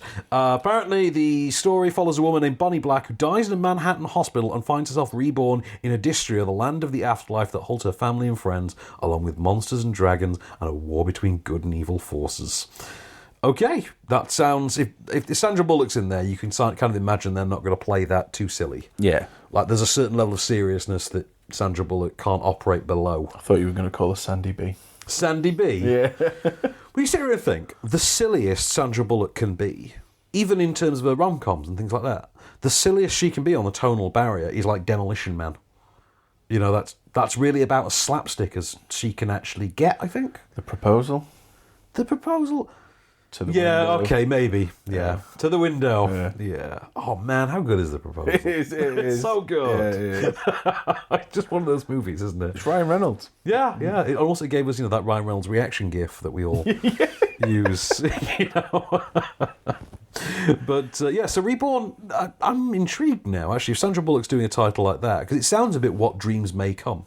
Oh, right. Although you'd kind of hope they don't play it that seriously. Yeah. Right, so let's have another look. We've got Kevin Hart did that movie The Upside recently with STX Entertainment. They're kind of the new game in town as far as studios go. With The Cran Man. Yeah. The Cran Man. The Cran Man. Oh wow. The Cran Dog. Yeah, Bryan Cranston. So that was the Cran Dog. Really? The Cran Dog. Okay. He's the Cran Dog. Man. Oh wow. It's the same way that George Clooney's the Cloontang. Look, American Dad invented that one, not me. Okay, so that was the remake of The Intouchables, which film I very much enjoyed. The Upside is a perfectly fine American language translation, but it's kind of nothing more than that. Yeah. But Kevin Hart's very good in it. Okay. And evidently STX Entertainment, who I just say are a newish kind of studio, but I think they're heavily funded through investors in China. I think that's the whole thing. It's a Chinese-American sort of co-studio, and the idea is to sort of get the audience crossover going. Right. They produced, obviously, and funded The Upside, and their sort of output really varies between schlocky comedy and something a little deeper, which is kind of what The Upside is. It's the transition between them was quite strange. But they evidently really enjoyed Kevin Hart's work in The Upside. They're going to team up for 2 more movies with him. Yeah, I mean, he's already booked for most of this year because of Jumanji or Jumanji 3, which, by the way, Danny Glover's joined that. Yes. Danny Glover's in Jumanji 3. Yeah, Jumanji 3. I mean, he's not too old for this shit. He's not. He's not too old for the shit at all. I think Sorry to Bother You kind of perfected that for him. Use your white voice. I love Danny Glover's voice. I just love the guy. I mean, how no one got him to do a voiceover role in The Lion King just somewhere? Like, I would have had Danny Glover take the place of James Earl Jones to be Mufasa if they hadn't actually been up to the idea of him returning. Yeah. Because it's still odd to me that he's doing that performance again. Is go on. Jeremy Irons. Oh no, Jeremy Irons isn't returning. No, that's Chiwetel Ejiofor for the new version. So you look crushed. Fuck off! I am out. Really? Like, I mean, I was already out because let's not talk about the Jungle Book again. That really scarred you, didn't it? Mate, stop kicking my childhood. But like, sorry, man. Just you guys suck. Look, come on, it's got John Oliver in it. Don't be a downer. No, he sucked. That's a lie. I like that guy. I mean, did you really expect to bring like all the voice cast back? That really wasn't going to work. Jonathan Taylor Thomas would not play a cute young Simba now. That wouldn't work. Shut up. That's the best I've got. I mean, Jonathan Taylor Thomas is going to be, like 45 by now? I mean, the guy probably wears like dad pants now. And you know what? I still remember that movie he did with Chevy Chase. I remember seeing that actually at the theatre, the cinema, sorry. Man of the House. It was a 1994 sort of family comedy starring Chevy Chase as a sort of stepdad who moves in with his girlfriend and her son. The son is Jonathan Taylor Thomas, and they bond by joining sort of the father-son Boy Scouts together. The weird thing is this happens around the exact same time that The Simpsons does exactly that as an episode. All right. So, yeah, are you actually adding that to your watch list? I'm not bored. I'm just looking at how much they've ruined The Lion King. Oh, God. Let it go, man. Anyway, so the thing that intrigued me about the Kevin Hart story is one of the 2 movies he's going to do with STX is apparently a body-switching comedy called Black Friday. Which I love, because there's Freaky Friday, the body swap movie, and then Black Friday. That's fantastic. Yeah. Good. Kevin Hart finally found a film title that didn't already have Friday. It didn't already have black stuck in front of it. You know, like they keep doing that sometimes. But also, how pissed off is Ice Cube going to be when he comes back to reboot the Friday series and Black Friday's taken? Oh, yeah. Because that was an obvious reboot, wasn't it? To do the Thanksgiving Friday movie. Yeah, I mean, they still could. There is another Friday one coming out, isn't it? 4th Friday? No, I think there is. I think there's like Final Friday or Last Friday or something like that that's coming out. I'm sure there is. Final Friday. There's going to be so many more. There is Jason Goes to Hell the Final Friday. There is that. Wow. My knowledge of really crap direct-to-video 1994 horror movies will astound you. But I have seen a boob. I promise. I promise. I've touched a boob in my lifetime. I promise, mate. I promise. Just one. Just one. Single one. Okay. That's why I typically think you have to pay for such a privilege. I'm kidding. Anyway. But yes, so Black Friday, body switching comedy from starring Kevin Hart. I'm in on that. That sounds quite interesting. I'd see that. I like Kevin Hart. I still want to know whatever happened to that movie about the white guy that gets a concussion and then hears his inner voice as Ice Cube. What? But that's a movie that apparently is in development somewhere. I can't find a record of it. I don't know what's happened to it. I need to see that movie. That sounds great. It does sound great, doesn't it? It does. But no, I really want to see that. So we should probably finish talking about the Oscars before we wrap up, by the way. Are we going to avoid the dumpster fire? The dumpster fire? Like the movie pass. Oh, God, Movie Pass. They're really trying to distance themselves from Movie Pass. The investors of it, you know. It's the entire thing's ridiculous. Oh, good Go God. see movies as much as you want, and we'll take the bill. And shock horror, it doesn't make any money. Yeah, imagine that. Although the weird thing is, you just know, right? Okay, right. You know that right, I've had this happen before because over the years I've done like show pitches, and you've heard stories from me about this. Yeah, like you do show pitches and someone's involved, and then obviously the show doesn't work out, and you find out like down the line that they've gone around touting the exact same show as a pitch themselves. Yeah, right. But of course, because it's not their idea, they never get the stuff that's actually behind. They never get the gags behind everything, stuff like that. So it never quite works. Yeah. Movie Pass feels like someone like that went to a Cineworld or an Odeon, saw one of their loyalty card schemes, thought, oh, we can do that. I'll nick that idea. Yeah. And then didn't think for 1 second about how the fuck it worked. It's exactly that. And then...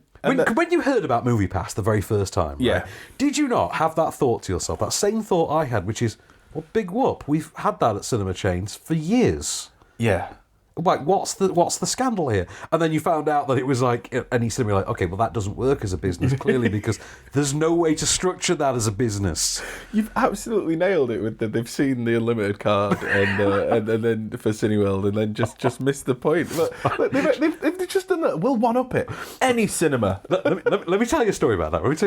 Okay, so when my sister and I were kids, right, and it was the first year we lived in Kuwait. Okay, we lived in this nice apartment block, and all the sort of expat kids like us, you know, all the Western kids, as you want to call them, were going out trick-or-treating in the building, right, you know, on Halloween. Nice. You know, just it was like community anyway. So this is where we got young vampire van photograph from. No, that was like 5 years before this. Oh, God, Anyway, so my sister and I in costume joined the rest of the kids, and we're around the building, we're trick-or-treating. Right, and the thing was, as we quickly discovered, that the local kids who lived in the building didn't typically like to sort of mix with us and associate with us, because they just didn't get our humour and stuff like that. Just kind of like that, you know, kids are. They sort of faction off into their little cliques, don't they?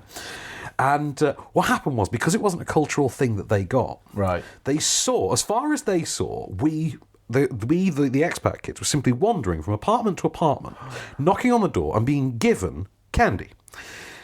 Now, you can imagine my mum's surprise. Like, later on in the night, this goes exactly where you think it does. This is great. This goes exactly where you think it does. And it will give you a line that you will use in stories forever.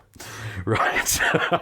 So, later that night, my sister and I chilled out, you know, costumes off, you know, just chilling in their pyjamas on the couch. I think I was watching Terminator 2 for the 90th time. Strong. It was either that or Tiny Toons How I Spent My Summer Vacation, because my sister and I owned one movie each and we just rotated it. That is exactly how it goddamn worked. Love it. When my sister got Fern Gully a week later, I thanked God that I never had to see Tiny Toons How I Spent My Summer Vacation ever again, and I could still sing every song from that. I know every lyric. But we're sat there, we're watching, I think, Terminator 2. And my replacement movie, by the way, was Lethal Weapon 3, if you're wondering. So Fern Gully, Lethal Weapon 3. Anyway, so we sat there watching TV, knock at the door, my mum opens. There was just two of the local kids, two little girls, kind of been older than sort of 8 or 9. And one simply points at the other and says, she wants sweets. Amazing. And my mum, bless her, explained the process of Halloween to this little girl. And she did give us some sweets. She gave us some of our sweets, in fact. I don't think we cared because we were just kind of intrigued by what the hell was going on. Like, we weren't even going to argue. And my mum explained the process of Halloween to these two little girls who otherwise had effort. And they were empty-handed. And we lived on the 7th floor. I can't believe that we were the first apartment they'd gone to. Like, you wouldn't randomly pick, like, 701 or whatever it was you were. I love this so much. We're wondering how many apartments they've been to before this. Told to jog on. Where they had simply knocked on the door, said, she wants sweets about the other one, not been given anything, told to sod off. And they had somehow, and how many floors they'd worked through doing this before my mother had taken the time to explain. That's what I think about every time I hear about MoviePass. Yeah. Right, that is a company that did that with the Cineworld Unlimited card, the Odeon Limitless card. Anything That's like that. the name of it that I was thinking. Is it Limitless? Yeah. Is the Light has one? Is that? I think that's Infinity as well. I think the Light has Infinity. Yeah. Odeon's Limitless. Yeah, that's how it works. But yeah, I think of that story every time. Oh, that's so good. So always remember that story. Oh, it's so good. It's just such always sticks out. Oh, every time I knock on your door from now, I'm going to point at whoever I'm with and say they want sweets. Yeah, well, my sister and I still do that to one another to this day. That is great. So somehow this tenuously... Oh, no, it wasn't tenuously tied to the MoviePass Oscar. sucks. MoviePass sucks. It didn't work and it's hilarious and it keeps cropping up. They keep going, though. Like, the investors, the company, like the investment venture capitalist firm, whatever, that owns it, filed, like, legal motions to restructure their own company. Wow. Right, to insulate them from the financial damage of MoviePass. And they only did this, like, a fortnight ago. It's just... And you start thinking... Good Lord, it took you that long to get to the stage of thinking, shit, this ship ain't being saved. Honestly, I love it when I read a headline and it says MoviePass. I'm just like, oh yes, what crap has gone on this time? So it's still not working, so we're going to pump some more money in, and hopefully it'll start working. It's just like watching a slow motion car crash. I just really love the idea that dudes in America are just like, I'm going to go see loads of films, and then it changed to you can only see a film once, and then it went back, and then it changed. They were going to trial. You can see these 3 films you could go see, and then just. I'm sorry. Sidetrack, but it has reached that stage with MoviePass where it is absolutely plausible that at some stage they will introduce a tier where it is $29.95 per month via electronic transfer, or standing order, direct debit, or whatever. And in exchange, you can watch one movie after 2 p.m. on the 3rd Tuesday of every month. Yeah, that is not outside the realm of plausibility for everything that's gone on with MoviePass.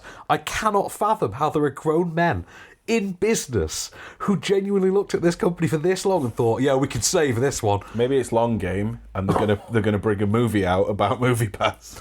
Well, it's like, well, maybe. I wouldn't shock me, but it's like the discovery. I mean, it was announced, I think, a couple of days ago that Netflix this next year are going to spend $15 billion on content. $15 billion on content.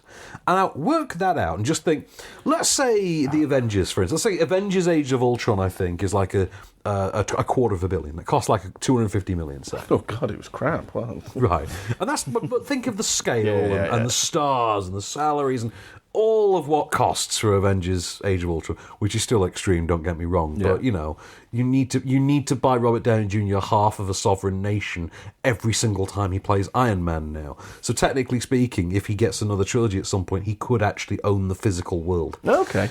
But, just at the rate that he's able to buy small countries now. But if you look at it like that, 15 by 4. Yeah. So imagine being able to put out 60 Avengers Age of Ultron scale movies in a year. They won't do that. A lot of those will be TV shows and things. Yeah. Think about Game of Thrones costing $100 million a series. Yeah. Imagine being able to put out 150 seasons of Game of Thrones in a year. Or something like that. Have you heard about Game of Thrones? What about it? The season runtime. Oh, yeah, they're like films each, aren't they? So even though there's only 6 episodes... The 6, yeah. It's only 2 minutes shorter than the previous season. Bloody hell. So they're like 60 minutes, 80 minutes. To be fair, there's a lot to get through. There's a fair bit. Yeah, and they dawdled in some of the seasons. They did dawdle a little bit. You know what I love about Game of Thrones, though? What I really love is that last season we just had, I think, was the first one that's not written, the first one that's been written without an actual book in existence for people to refer to. Yeah. And boy, does it show, because all of a sudden the pacing of that show suddenly picks right the hell up. Yeah, it really does pick up. It really, really ramps The last season of that show felt like a conventional network drama's 3rd season kind of scale. You know that one when they just hit it big, like the 3rd season of The X-Files, and that suddenly ramps up in Gloss Factor or Buffy or something like that. Buffy, yeah. But, I need to revisit Buffy soon. Kel did recently, and that's why I laugh, because I loves me some Buffy. I just used to wake up to, because it was on like Netflix or whatever, I just used to wake up to hearing Buffy, being like, oh God. Oh man, I love Buffy. I've never watched it. So many classic, it just, there's so much of that series that just bled into the consciousness. Yeah, I've never watched it. The only thing I sort of remember about it is my dad, shout out to my dad, watched Angel. Oh, Angel was great. Angel. I mean, it was a different show every season. Could have been, but my dad watched it, so I thought it was shit. Your dad has the TV taste of a 13-year-old girl, though, to be fair. Yeah, because he's crackers. But the thing with Buffy, right, if you watch it now, right, with the perspective of the 32-year-old man, 32? Oh, I thought you meant my dad. I was like, no, you. I was like, yeah, me, yeah, I'm 32. Right, so if you watch it now with the perspective of a 32-year-old man, you're watching it for more or less the first time with the, that mindset and adult viewpoint, adult vantage point. Yeah. You watch it now, you will actually look at a lot of things in Buffy and think, good Lord, that what they've just said. Remember when people used to say that? Oh. But you won't consider, of course, that Buffy is literally where these things came from. Oh, right, you're right. It's very strange in that way. But, I mean, it gets a bit shit in the later seasons. A lot of things do, though, let's be honest. I mean, the fourth season, the college one, is a bit bonkers. It goes a bit silly and cartoonish, even by its own standards. Isn't there a musical one? There's a musical that's in the sixth season, which is another one that goes a bit off the rails. I think the only series that did a musical well was Scrubs. Yes, yeah, I'll absolutely agree with that. I love Scrubs. No, I mean, what was the one? There was another musical one that I really liked. I can't remember. Did Bones do a musical? Of course, probably did. I lost touch with Bones. Oh, mate, it was terrible. We loved it. I'm about 4 seasons behind on Bones. Seriously? I think I'm about that, yeah, and it's over now. Yeah, oh god, yeah. I mean, and it ends. I watched right up until Bones Wilson left. When Sweets left. Oh, mate. Yeah. There's loads. I know, there's tons after it, yeah. I mean, I say there's loads, like, they do the same thing every show, but... Oh, I don't know if I told you that the series I've been obsessed with for a little bit now, MacGyver. Oh, don't, man, it sucks. You made me watch an episode, you looked at me, you're like, it's great, wasn't it? I was like, no. No, it's great, because it's terrible. I mean, it's the worst. But, oh my God, I mean, it shows absolutely no sense of taking itself seriously. I mean, I watched an episode of it recently, which it literally opened with the X-Men bit part actor who plays MacGyver now. He and his friends. Oh yeah. What you're about? Did you just realise that that's Havoc? Yes. That Lucas Till is Havoc from X-Men. Yeah. You know the guy they bring back for like a second and then nuke him in X-Men Apocalypse? Yeah. Yeah, that guy. Just dies suddenly for no reason. It's because they've seen MacGyver and they're like, you know what, mate, you don't deserve a job. they just got to that stage. I saw you take a train apart with a biro, jog on. Improvise this, bitch. Because that's the MacGyver catchphrase. Yeah. What do? We improvise. Yeah. That's the whole thing. I was aware. I've seen the show. But yeah, it's spectacularly bad. There's literally an episode that opens with MacGyver and his friends, and it's in like Haiti, I think. And they're all like sawing wood and lumber, and they're putting together the frame for a house. And the first spoken line of dialogue, I shit you not, and this is from MacGyver, an adult human being. He says the following words: "Thanks for using your vacation days to come and help me build homes for these displaced hurricane victims, guys." That's literally a line of dialogue that opens this network TV show. And I just sat there at that moment and thought, you know what? If that's the level we're operating on, you've just found a friend for life, sir. That is so brilliantly chock mozzarella full of cheese that I just have to respect it. It's terrible. It is the new Scorpion for me. I don't even know how we got here. I don't. So, Oscars. Yeah. Remember the Oscars? Yeah, we'll do those. Yeah, so. Best Original Screenplay this year at the Oscars: The Favourite, First Reformed, Green Book, Roma, and Vice. Right. Vice intrigues me. Yeah. Really, Vice. Okay. I wouldn't call that the best piece of writing this year. Again, Destroyer exists. Yeah. I mean, Widows exists. Widows. I mean, come on. Widows is awesome. Plus, I'm sorry, but have you seen Widows yet? No. Right, when you watch Widows, there is a moment in it in which Robert Duvall delivers the greatest fuck you in cinema in years. Okay. I'm not kidding. I have been desperately waiting for someone to put this specific clip on YouTube or in that app that gives you video reactions that you can send to people instead of text messages, to just put that in, because I swear to God, I will use that thing to death. I will make you so tired of that, it's unreal. But no, not looking. Is it better than I'm going to punch you in the face. It's that level of good. Brilliant. It's that level of good, but it's Robert Duvall, so it's made 10 times more awesome. But in terms of script for me, of those numbers, though, I mean, I thought First Reformed was great. I'm really happy Paul Schrader's got some recognition. I thought The Favourite, though, was the obvious standout there for me. Yeah. I think The Favourite's a funnier movie than Vice. I really need to see it. But you should. I mean, subject Kelly. But best adapted screenplay, meanwhile, some obvious ones. A Star is Born. I kind of expected that. It's going to win something. It is. Ballad of Buster Scruggs, fine, I guess. Fair. It's a Coen Brothers script. I'm not terribly shocked to see it in there. Black Klansman. It should win something. No, I thought Black Klansman, that's a good winner for that. Yeah. Black Klansman is a great winner. And also, there is the other side of that, though, which is, there is a universe in which what happens if that then turns out to be the only one it wins? And we wind up with, oh, look, they've just done the same thing to Get Out as they did last year. They did this as they did Get Out last year. Which is, let's just bung it with a screenplay award. Yeah. And deny all the others. And I'm still pissed off by that because I really think Get Out is a terrific movie. Yeah, Get Out's great. Also nominated If Beale Street Could Talk. So, Barry Jenkins coming off Moonlight. Moonlight was critical baby, wasn't it? Oh, they slipped that movie down like cheap Prosecco. And Can You Ever Forgive Me, which, good script, to be fair. It's very early 90s Bill Murray at times. Oh, cool. A little bit like that. That's one thing I'll say about it. A little bit Bill Murray, a little bit Rob Reiner. And it's the director of Diary of a Teenage Girl, which I really loved. Cool.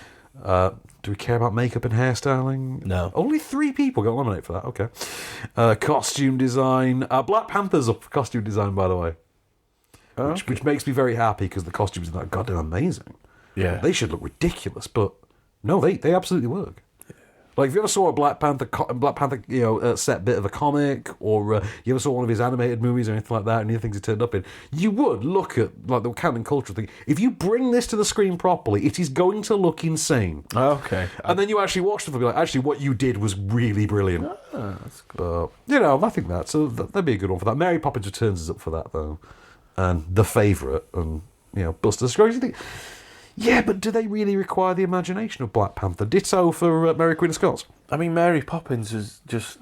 It's a period piece costume, isn't it? It's easily searchable in vintage stores if you really want to slum it. Yeah. Best cinematography, though. Obvious one, Alfonso Cuarón for Roma. You sit there and think, dude gave us Gravity. Of course, he's up. His film's up for cinematography. That's fine.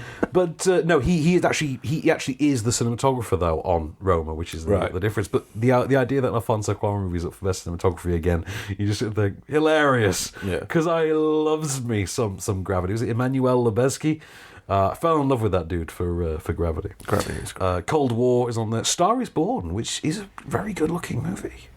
Yeah. It's a sexy-looking movie. It is a good look. You really get that smoky bar, the smell of stale beer and the smoky bar feel from it kind of thing. Yeah, you do.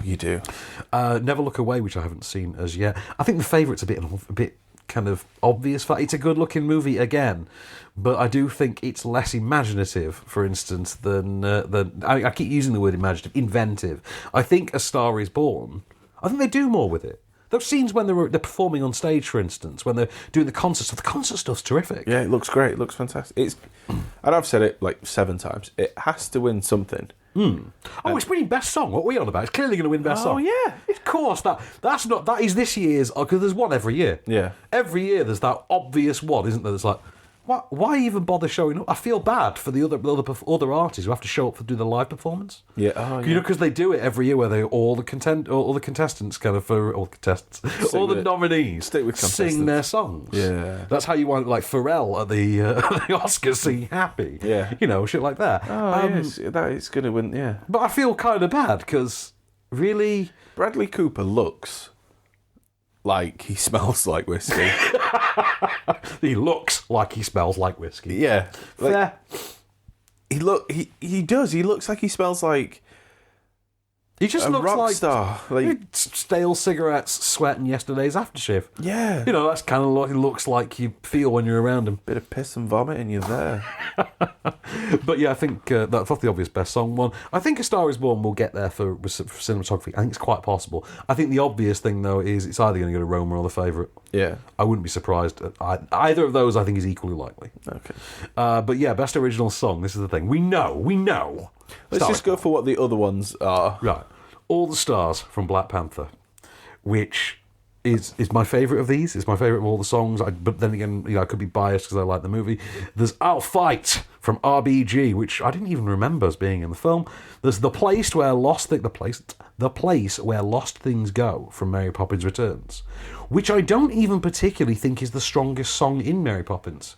You know that Nothing's Gone Forever, Only Out of Place? You know that one? Yeah. Shallow from Star Is Born. And When a Cowboy Trades His Spurs for Wings from The Ballad of Buster Scruggs, which, not a prayer. Yeah. Not a prayer. I don't think the Mary Poppins one... It's not the best song in the film. You're right. That's why I was thinking, like... It's not... Yeah. It's not. Do you know the Lin-Manuel Miranda song at the beginning about Lovely Old London Sky? Yeah. That is a more memorable song than Where Lost Things Go. I like... Yeah. But, no, I think the obvious one there is Shallow. I think it's going to walk away with it. We're having a laugh if we're convincing ourselves of anything else. 100% right. Yeah. Which brings you to best original score, though. Right. This is where Black Panther.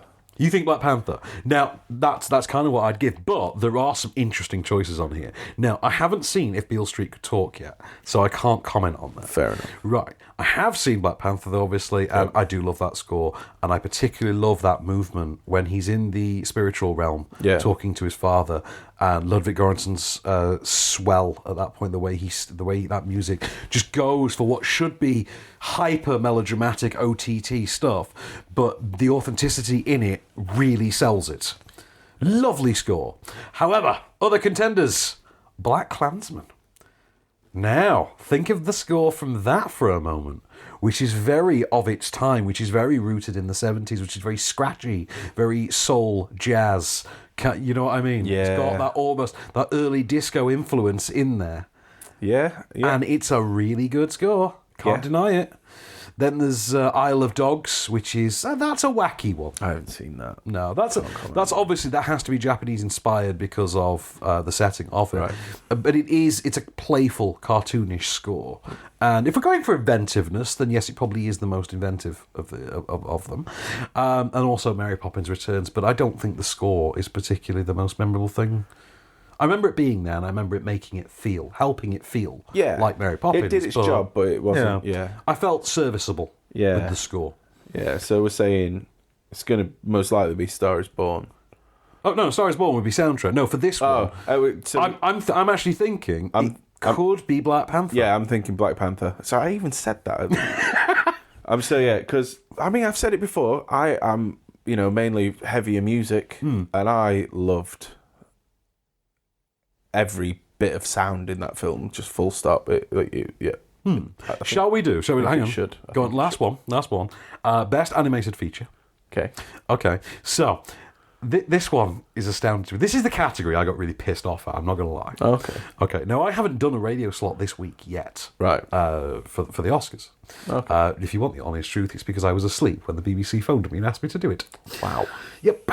And I missed the call by 3 minutes. I really hope it was like 1 PM or something, just to make it was only like 8 o'clock in the morning. Like 8 in the morning. But okay, so best animated feature, Mirai. Okay, which is the anime film. Solid effort. There's always an anime film gets nominated for best animated feature. It's usually Studio Ghibli, so fair. Isle of Dogs. Which, it's a great stop-motion work. I really enjoyed the film. I'm glad that it's gotten Oscar recognition because it feels like the release was a long time ago now, and you know how the Oscars tends to forget a lot of films. Isle of Dogs feels like it was the early half of this year, like pre-Easter. Yeah. But I'm sure it wasn't, but it feels like it was pre-Easter last year, kind of thing. Even though it clearly in no way was. Right. Those Mirai, Isle of Dogs, I understand those. What makes me really happy, Spider-Man Into the Spider-Verse got the nomination for Best Animated Feature. Holy shit. It should do, though, because We shouldn't be shocked because it is great. It's great, isn't it? Right? It is great. And I remember Kelly not being interested in seeing it at all. Going and seeing it purely because I went OTT Destroyer-style nuts on it. Yep. And use that as my benchmark, by the way, because I think it's about as much of an event that you should appreciate on the level of Spider-Man Into the Spider-Verse. Like, it's that good. Yeah. But yeah, it's gotten its best animated feature nomination. That's phenomenal. Just it getting the nomination is good. If it wins it, though, how cool would that be? Yeah. I mean, that's a badass winner. That is a badass winner. It would be great. That film is great. I want to see that film. What really annoys me, though, is the final two nominees. Because, obviously, you have to have the Disney films in there. And you have to have the Pixar films in there. Yeah. And this year, the problem is those two haven't been great. And they are, from Pixar, Incredibles 2, which you think, it's just kind of the obligatory sequel. Like, nothing about that stands out as the best animated feature because nothing about it is particularly new, especially after its own first one. Yeah, I enjoyed it, but... And from Disney, Ralph Breaks the Internet. Film sucks. It really does, doesn't it? People that don't understand the internet make a film about the internet and then try to sell it to people who grew up on the internet. I've said internet a lot of times, but you know where you can go and bitch and moan about it? In the comment section that they actively skip because that film sucks. Yes, they do actively skip the comments. Yeah, just don't read it. Like, you had a chance to make a point and you suck.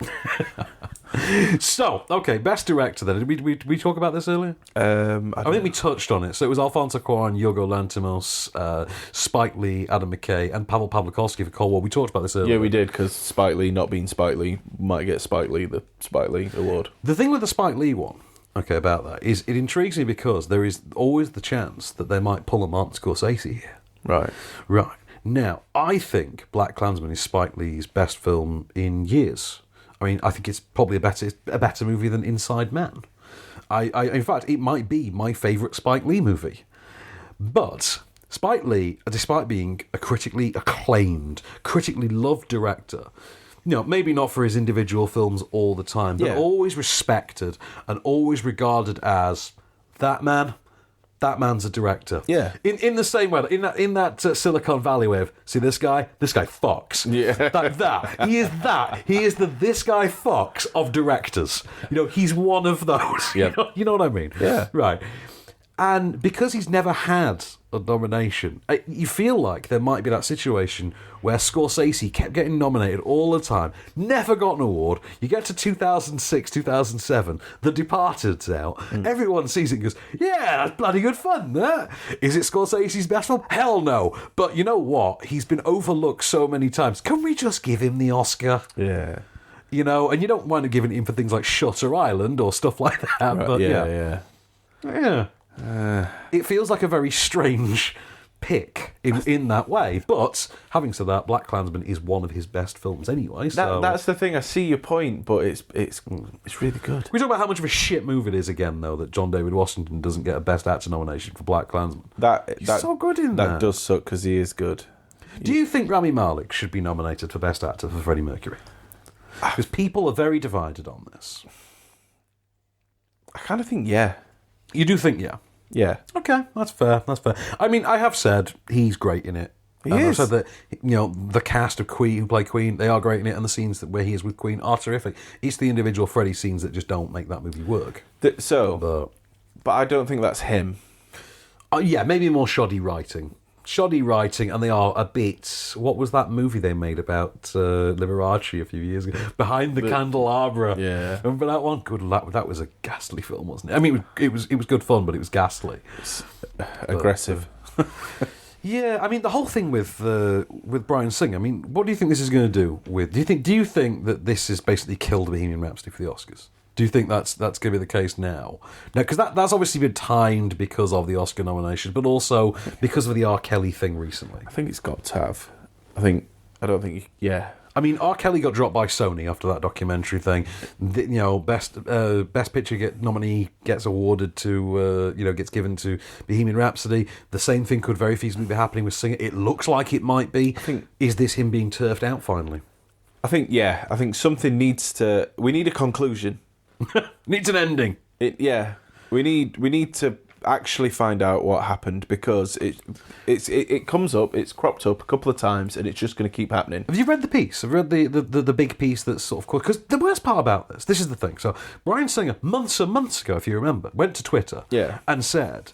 Esquire are going to be publishing this article about me in 24 hours, and it's really damaging, and I deny everything. It's all bullshit. It's bullshit. I did not hear her. You know, it's disaster. I was like, he denied it before it had even been published. The article then never appeared, and has now turned up on The Atlantic. I haven't read. You haven't read. So the idea is that Bryan Singer's response to the article is trying to sell the idea that it was deemed too unreliable for Esquire. Right. The writer instead held such a grudge against him, and has held this grudge since the 1990s. Right. That he has then gone and managed to find a buyer for it over the Atlantic and published his salacious lies there.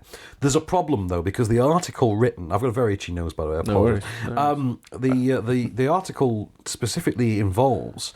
I think it's something like 50 sources.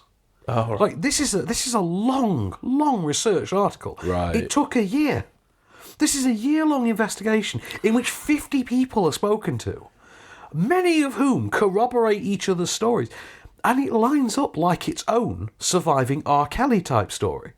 Like you could feasibly construct a Bryan Singer-like surviving R. Kelly series. And I wouldn't be shocked if Bryan Singer keeps playing it the way he does. If that's actually how this ends up, because basically this is either going to end, in my estimation, with it turns out it's all true and an investigation leads to something and Bryan Singer gets finally carted off, or he becomes the next Roman Polanski and he basically finds himself exiled from mainstream Hollywood, forced to do things like for New Millennium or whatever it is, getting $10 million to direct a Red Sonja reboot. Yeah. Or we wind up with an R. Kelly type series before he then gets taken down. Right, so answer to your original question. Go on. Yeah, I think it's killed Bohemian Rhapsody. Yeah, I don't think it's... Do you think it's killed it for Rami Malek? Because his I didn't see nothing to see. I was hoodwinked, bamboozled, scammed. I wasn't there.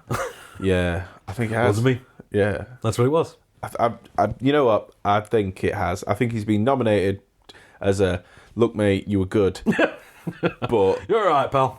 Seriously, look at what... I mean, I know you said you weren't there and you were preparing for a role, but these things, like, it keeps coming up too much. So yeah, I think it's ruined it. But everyone knew it about Bryan Singer long in advance. I mean... Just off the top of my head, like I could have told you, like if you'd asked me this 3 days ago, you know, before the article came out and all this, if you'd asked me then, I could have still told you offhand, off the top of my head, yeah, there were allegations with him years ago about the shower scene in Apt Pupil. There was something came up again back in 2014 when that X-Men movie was out and he bowed out of the publicity on that. There were rumours again, sort of in the middle of filming Bohemian Rhapsody, and also he started acting weird and not turning up, and apparently started arguing with Rami Malek when he did, and then he got sacked. There's all that. Those are the things with him I can name off the top of my head. It does become a question of how many times does someone have to be accused of something before there finally has to be a defining line. Well, it's like the Roman Polanski thing. I mean, it's like that's gone on. Does this become the thing that he carries through his career? Because Hollywood is weird about allowing people to do that. Well, yeah. It is. Look at Woody Allen. It is very, very strange. Oh, mate. As an industry, the things that they will allow people to sort of just carry with them. Yeah. But although in Woody Allen's case, it seems to have actually cost him his mainstream distribution credibility. Just too weird. Too weird indeed. But yeah, so it's going to be an interesting Oscar season in some regards. It's going to be insanely predictable in others. Roma will probably win everything. Roma and Green Book probably win everything. Well, Star is Born's going to win something. Well, best song. Clearly best song. But so yeah, I mean that's my in-depth Oscar roundup anyway. So that's it. That's all I've got on the Oscars. I've gotten it all out now, and I'm just going to refer back to this whenever someone asks me now. Yeah. But I'll be like, I've got it written down. I'll just get it transcribed. Do the auto-transcribe thing. I'll just have some notes. That's what I'll do. I like it. Yeah, exactly. Because I'm nothing if not lazy. I mean, I am an Amazon Prime Now bitch. On which note, here it is, your moment of Cage. You know, I can eat a peach for hours.